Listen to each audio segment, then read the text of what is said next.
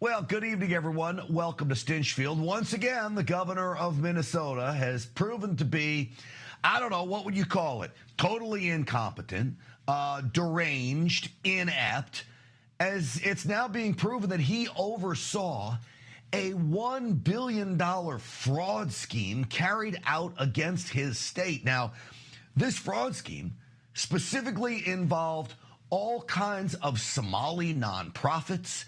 You have 78 of the 86 people arrested in this $1 billion fraud against the state of Minnesota. 78 of the 86 were Somalis. And apparently they were sending money back to Somalia to fund terror groups there. Really quite awful when you think about it, and the damage that could be done not just to Minnesota, but the United States in general. This is President Trump when he was headed back to Washington, D.C. from Mar-a-Lago, talking about Tim Walz and his assessment of him. Do you stand by that claim of calling Tim Walz retarded? Yeah, I think there's something wrong with him. Absolutely, sure. Because you don't think that... You have a problem with him? You know what? I think there's something wrong with him. Anybody that would do what he did, anybody that would allow those people into a state and pay billions of dollars out to Somalia. We give billions of dollars to Somalia. It's not even a country. Of course, the media doesn't want to focus on what President Trump is saying there, which is these Somali nationals that come in and start bilking America, specifically Minnesota. They want to focus on, he used the term retarded. Everybody needs to just grow up and move on, okay, and put their big boy pants on. So here's how the fraud went down. The billions of dollars went to non-existent homeless people, went to non-existent hungry children, and apparently also went to non-existent Somali autistic children, which then enabled them to send money back to some of these terror groups in Somalia. So what does Tim Walz have to say about all of this? Take a listen. Do you take responsibility for failing to stop this fraud in your state?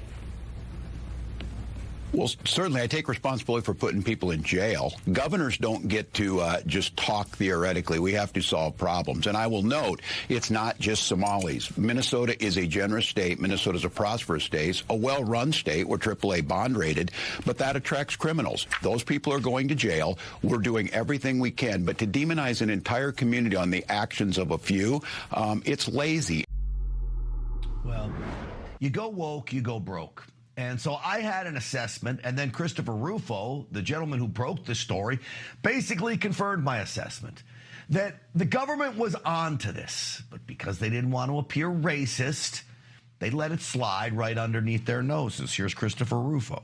The Minnesota state government, the Democrats who are in charge, Tim Walz and others, have effectively turned a blind eye to this because they don't want to offend the Somalis. They don't want to, earn the accusation of racism. What the Somali activists are very ready and very eager to deploy. And they feel that they need the Somali vote in Minneapolis to win statewide. This is becoming a problem all around the country, quite frankly. Well, I told you it's the Islamic invasion of America, front and center in Minnesota, but it's happening in many, many states around the country, including my home state of Texas.